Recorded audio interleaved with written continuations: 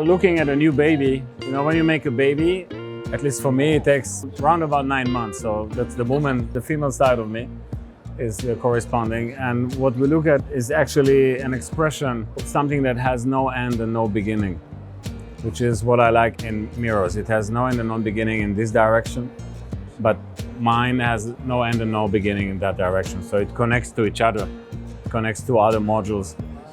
The lines are endlessness. Actually, before you see yourself, you're imagining, you're looking where the lines are going. So that creates a new relationship with architecture, with space, with interiors, with exteriors. I'm a sculptor in the base, so what I do is I spend about 90% of my time on art, and I work on this mineral, faceted, non-organic, organic, depends in which phase of their life is, of their osmosis between one world to the other. And some of my sculptures, which are mirror polished stainless steel, they give that image. And we thought it was a good idea to reflect from the art into interior. So it's what I call the art in action. So nothing really corresponds, but it makes it its own world. Because if you have a square mirror, that it's immediately in competition with all the other square lines. Here it has its own world.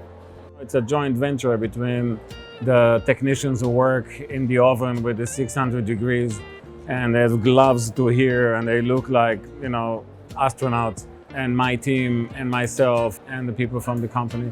It's a dialogue that is open, but what I wanted to achieve is a contrast between straight and perfection and crystal clear to something which is more amorphic and in life. So you don't really know if it's getting straight, crystallizing and becoming like this, or it's getting more softer and more wobbly. And so you have a reflection, but you can't really recall what it is.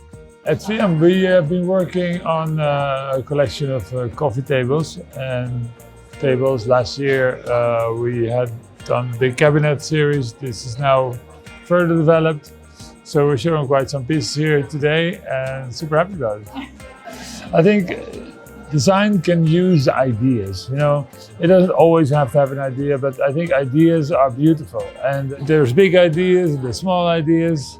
That big idea can translate in so many different ways that I always find a way to innovate, small or big.